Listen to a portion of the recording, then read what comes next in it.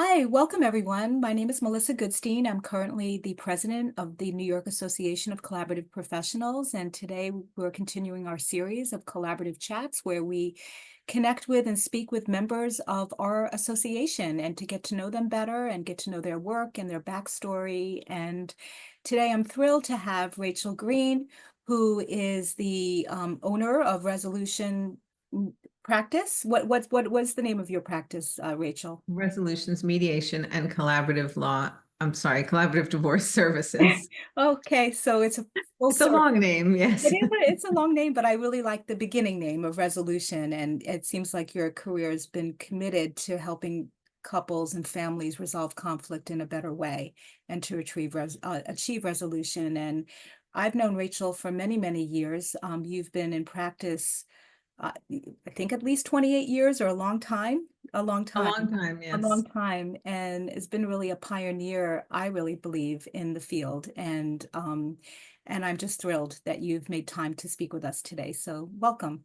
Well, thank you. Thank you so much for having me. I'm thrilled to be here as well.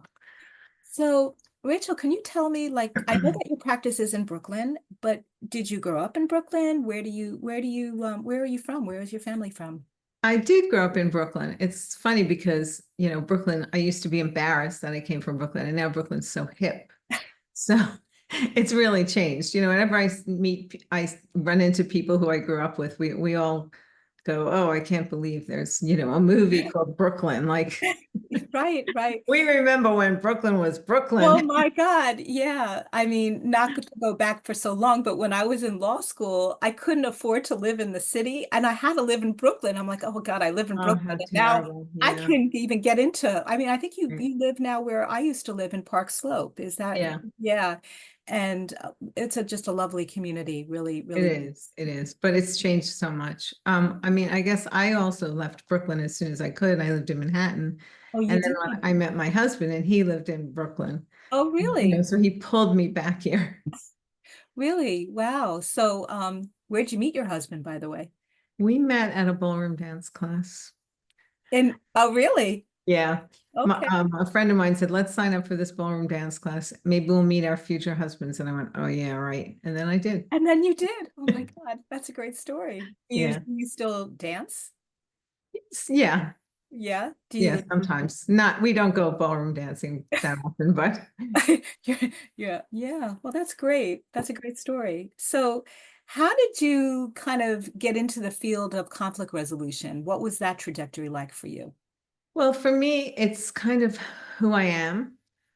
When I early in my law career, I'm sorry, there's a lot of noise going on outside. I don't know if you can hear it. I don't hear it. I don't hear it. Yeah. Um, but early in my law career, I worked at a litigation. I mean, I worked as litigation associate at a firm, and we would get a brief from the other side, and I would read it, and I'd start getting a stomach ache because they were attacking, everything we were saying.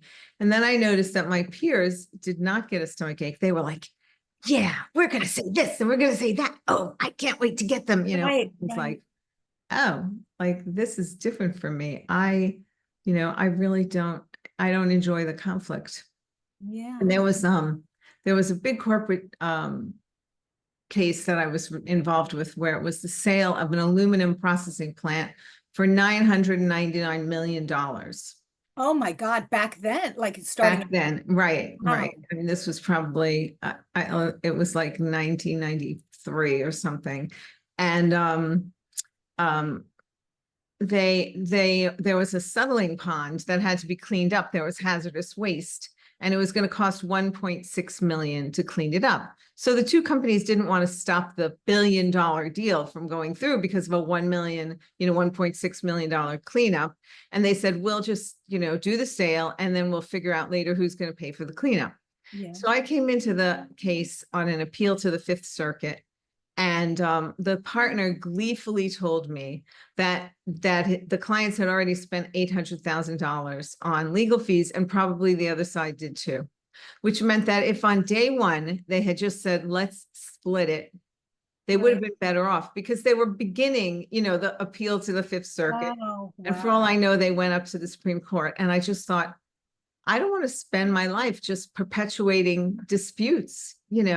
Right. I mean, in my work life and also in my personal life, I've always felt like, the price of walking around holding a grudge, walking down the street, thinking about your arguments, feeling angry, the bile going on in your throat Oh, and your right, head, and it's right. just never worth it, so that I just intuitively want to settle things. Yeah, that's so interesting that you were attuned to how it felt for you and to be in touch with your body and the response that you got, and that how it just wasn't, that wasn't natural. It didn't feel right, and it wasn't how who you were. That Yeah. and that was good. So then, so what happened then? You became trained in mediation. What was the next training that you did? Yeah, I actually left that job and I worked for Westlaw for 6 years. Oh, really? And yeah, and as a Westlaw rep and a research assistant, and I did training of attorneys on how to use the system and do legal research. And then after a couple of years, I was not happy with that. And I went to a meeting at the New York City Women's Bar Association, and actually our Myra Freed, who is Oh, a member of yes, she is. She NYACP, was is. there. And, I was talking about how I just didn't know what I wanted to do really, because I wasn't happy in litigation and I had left the firm and I now was working for Westlaw.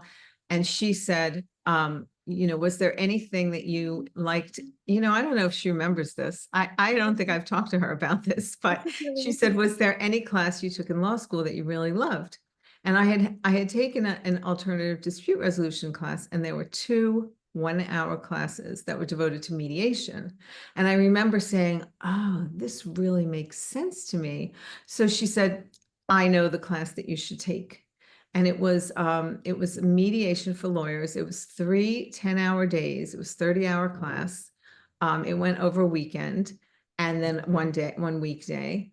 And I took the class and I came home. I had like stars in my eyes. And I Oh said to my my husband, God. oh my God, I think I found what I want to do. That's amazing. Um, so I started my mediation practice and I was doing it like, evenings and weekends and lunch hours. I was like sneaking it in and started building it up and got to the point where I could quit Westlaw, quit my day job and just That's do it. amazing. Yeah. That's amazing. And to have So that, just that opportunity to that connection with Myra, just to say, tap into what did you enjoy? What great advice was that? That's yeah, it was really amazing. fortuitous. I was very lucky. That's amazing. That's a great And story. then in 2001, I was, invited to join NYACP when it was just forming. I There know was like you a were, core group and yeah. they invited some other, mediators and other people who they felt would be, I guess, there were some litigators too, and they felt we would be open to this process, which was, new to New York. No one was doing it here. It started in Minnesota, as you probably know. Right. So you were part of that core group of first trainers, the first people trained, which is amazing. Yeah, And I know we're going to be celebrating our 25th year as an association, and it just to get that backstory and history, and to have members who are there on the front lines just beginning right. is pretty amazing.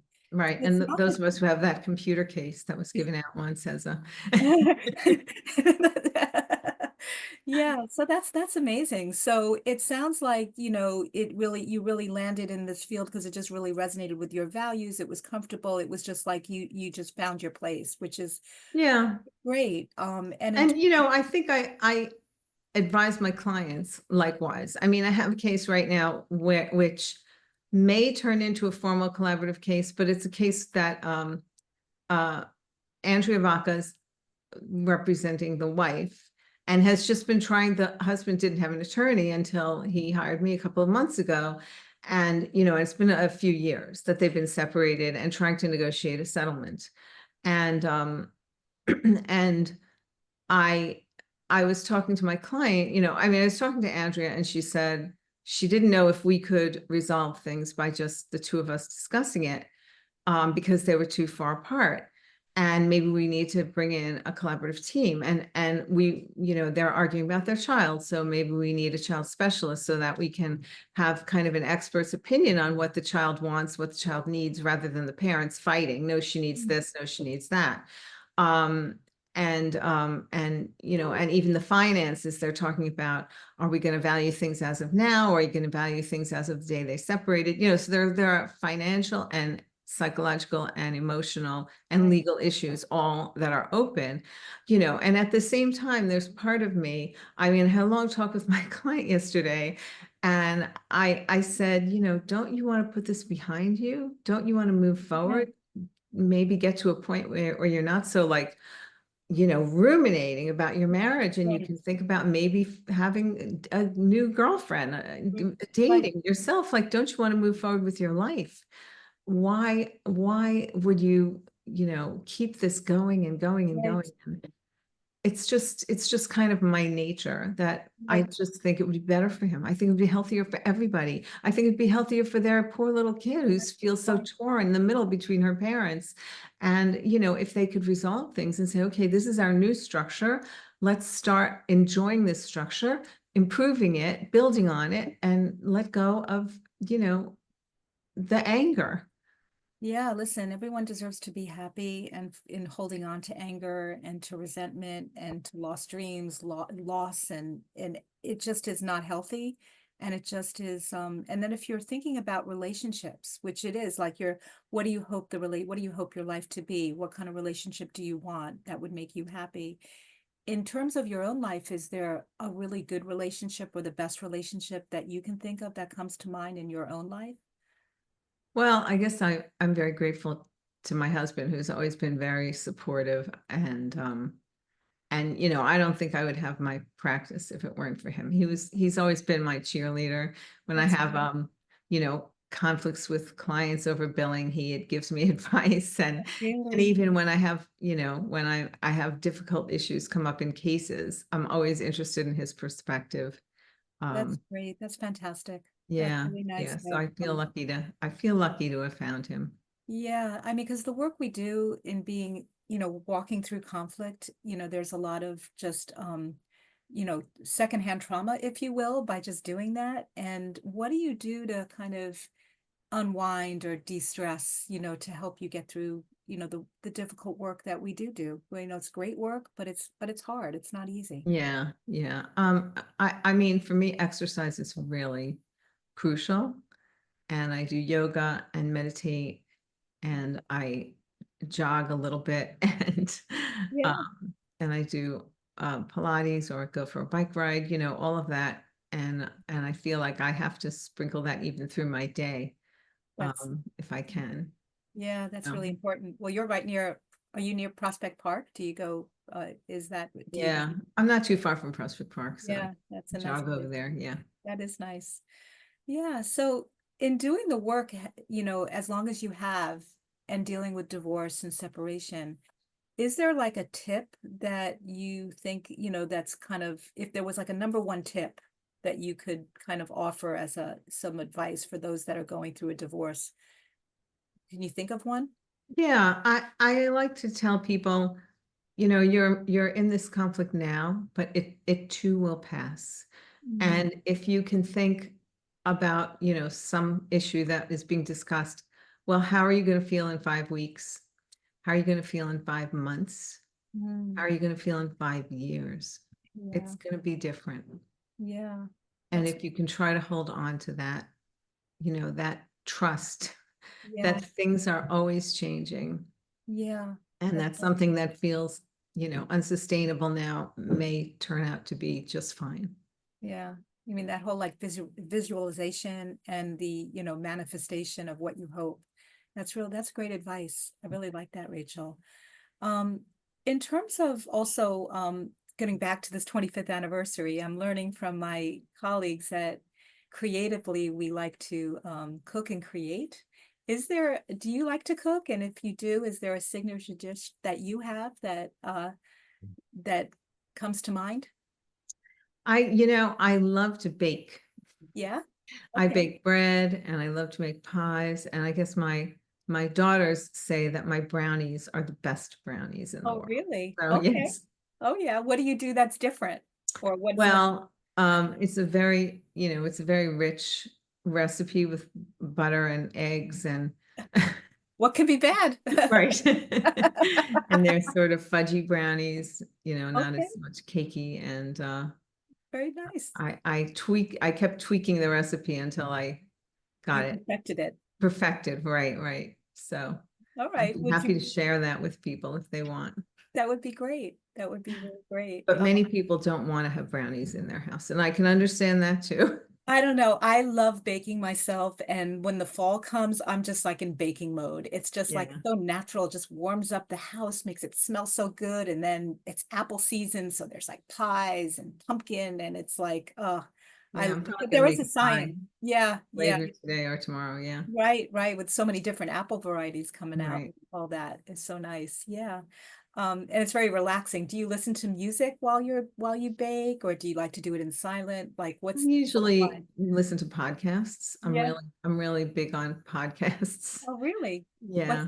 What's a favorite one, favorite podcast that you're listening to now? I think my favorite is Preet Bharara, Stay Tuned, and the Cafe Insider. And I can't miss that. And also Amicus, the Oh, yes, late yes, with Dahlia Lithwick. I love that. Like those two, I never miss. yeah, But there's a lot of others that I listen to that are not, political. There's the Happiness uh yeah.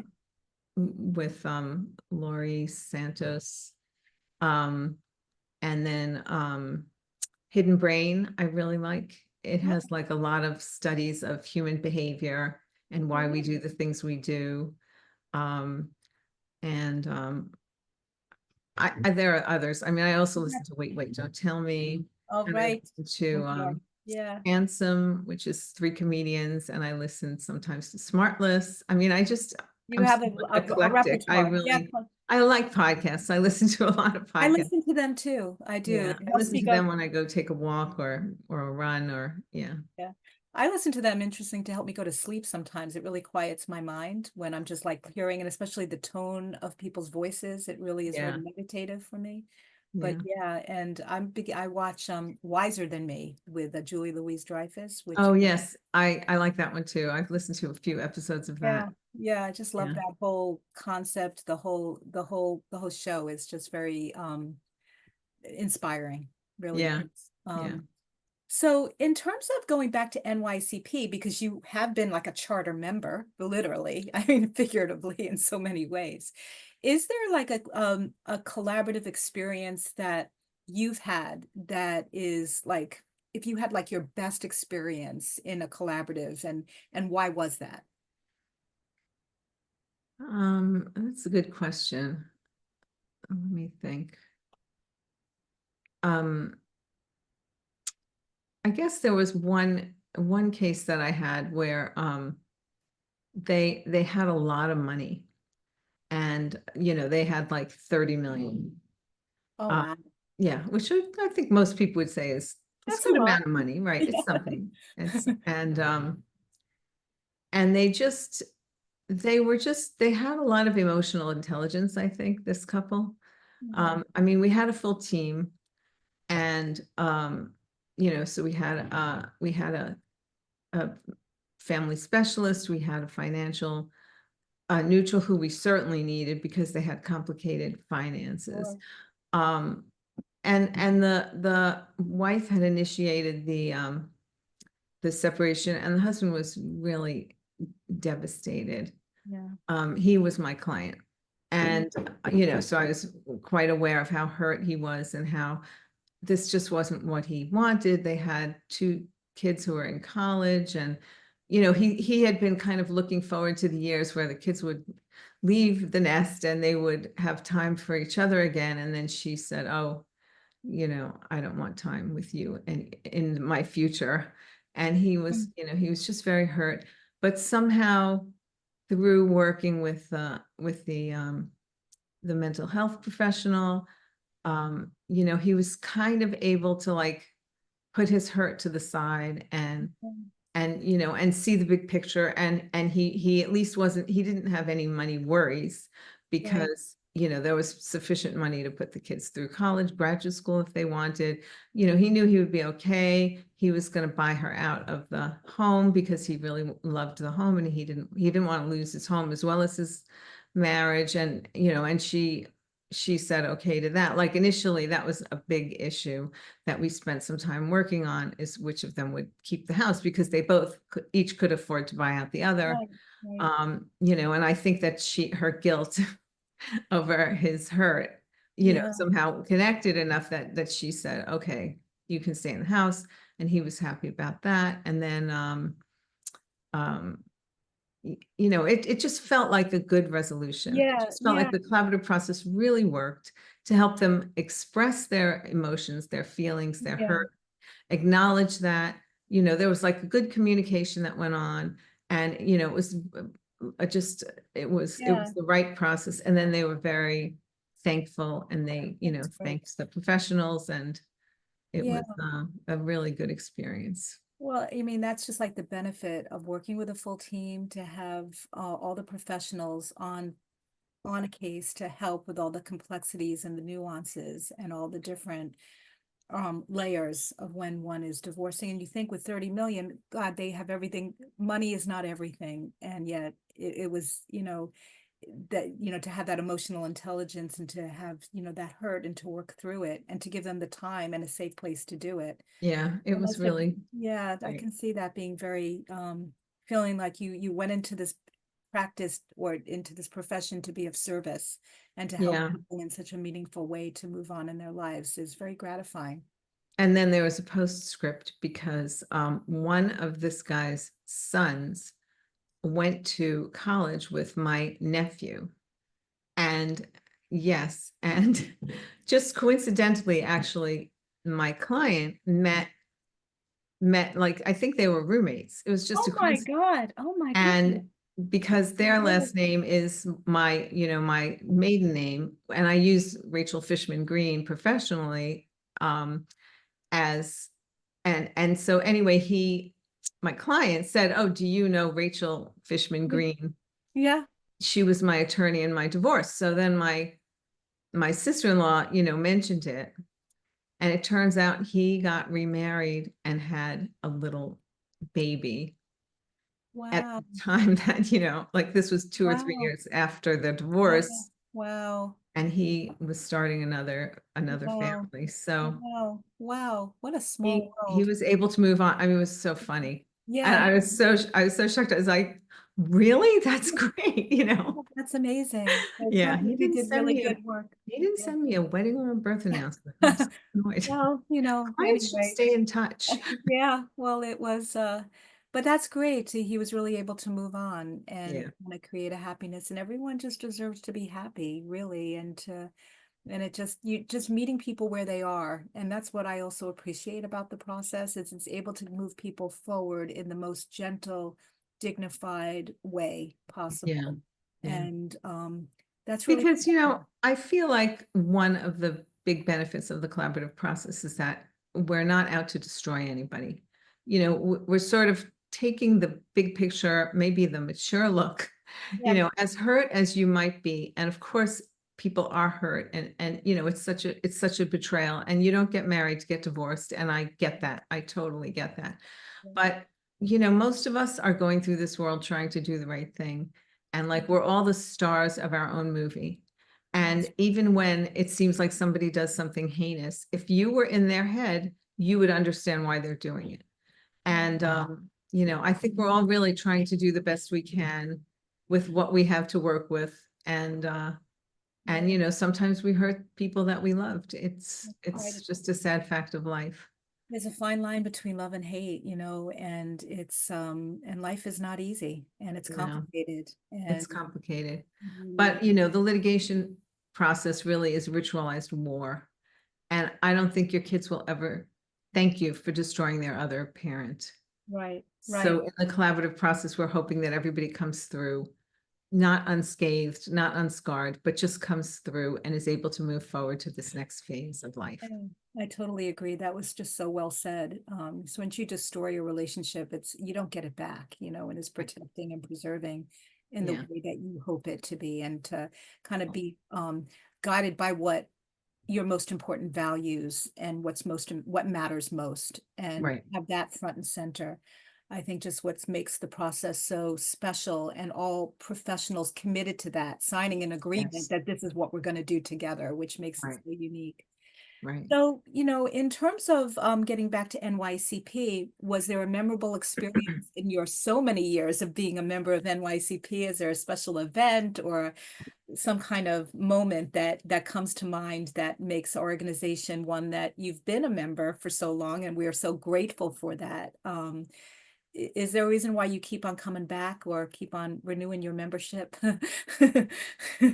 I guess, the support groups that we have are really, really special and also, unique, and that we're able to have like a safe space where people can talk about, even mistakes that we make. Like we're not perfect either, and we're all trying to learn from each other, and that it's a very supportive environment for the professionals. And I think that can also help us to support the clients. Definitely, Yeah. definitely. Yeah.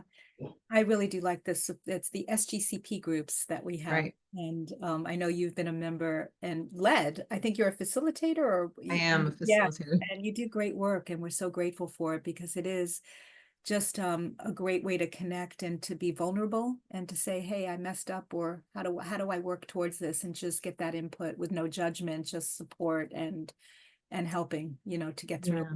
And that collegiality is amazing. I really Yeah, it is. It's a great group. It's a wonderful group. it really is. So just to close off with our time today, Rachel, I always like to close in where do you hope collaborative practice to be in 10 years, or where do you hope you to be in 10 years, or both? Or, what is that? What's that vision that you have? Well, I hope that collaborative practice keeps increasing. The backups of the court, which I don't think our court system has really recovered completely from COVID.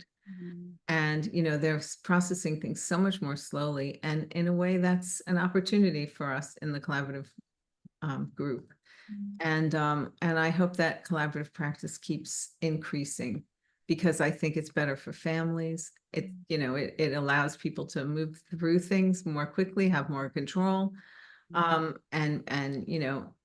and spend less money and and get things resolved and move forward with their lives. And I think that's what's better for families is better for society. And I hope that collaborative practice keeps increasing. I don't know myself if I'm going to be practicing in 10 years because I think mm. I'm going to be pressured to retire.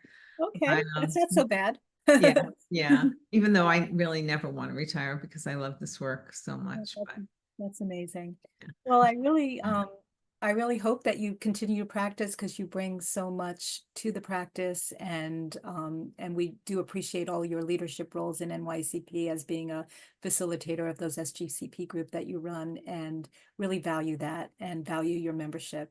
oh, thanks. And if people want to reach you, you have a website, you have a presence, you even have your own kind of podcast going. So I you do. It's called Keep the Kids in Mind. oh, I love it. I love it. And so if anyone wants to reach out to you, they can find you in a myriad of different ways. Yes. You're Googleable, if Yes. all right, Rachel, thank you so much for your time today. I really, really enjoyed our Thanks. time together. And I'm going to get that brownie recipe for the Okay. I've really enjoyed talking to you too, Melissa. So okay. thanks. Okay, thank you. Take care. Take care. Bye-bye. Okay, we're done. Okay. All right. Well, that was okay. How did you? Yeah. Yeah, I thought that was great. Yeah. So what I'm going to do is I'm going to send you the tape or the recording. If you think it's okay, we'll move forward. If you don't, then we won't. But I don't Okay. even know how long it was. Honestly, I should probably do this with more of a science, but I just do it. And I think it was less than 30 minutes. So Yeah, I think it was like 20 to 30, somewhere yeah, yeah, something in the around 20. in the 20s. That's all right. And Yeah, that's which is fine. Yeah. yeah, but yeah, so I'm definitely took note of those podcasts because I'm a big podcast person and Yeah. I like to do different things too. It's like a nice thing just to learn new things and it's a nice thing. It's a nice Yeah. thing. I listen to also some cooking ones with the radio what is it what is it bomb something it's just like this cooking one Ooh, I should Oh, get. I haven't listened to any cooking ones. Oh, the cooking ones are also good, like Milk Street and Hmm. The Sporkful and Radio Cherry Bomb. That's the name of it. Oh, And it's a very eclectic, weird, and they have like different guests on, like they'll have people from like the New York Times and Ina Garten and it's some, and then like the Sporkful like kind of focuses on like, he's the one who did like it's a guy who invented a pasta shape. I don't know. yes, I heard that whole thing because Yeah. that was also on Planet Money, which I Okay. also listened to. Okay, so Dan I, Pashman. Okay. right, right. Okay. So Dan Pashman does the forkful, Yeah, the the sporkful. sporkful, right. Yeah, yeah. So Because really, that was his whole journey. He became obsessed for 3 years with inventing a pasta shape. It's so funny. and you see it. It's all over. Pescatelli, right? They have it at Trader Joe's. Yeah, yeah. And it's like even the gluten-free one, the Uh-huh. Bonza kind of thing. Yeah. So all right. Well, very good. Well, listen, enjoy. Thanks again. I hope you have a good day and y'all send that tape to you and you'll take a look at it. And Okay. it was a real sincere pleasure. It really was. Yes, it was. Thanks, Melissa. It was Take fun. care. Take care. Okay. Bye-bye. Bye.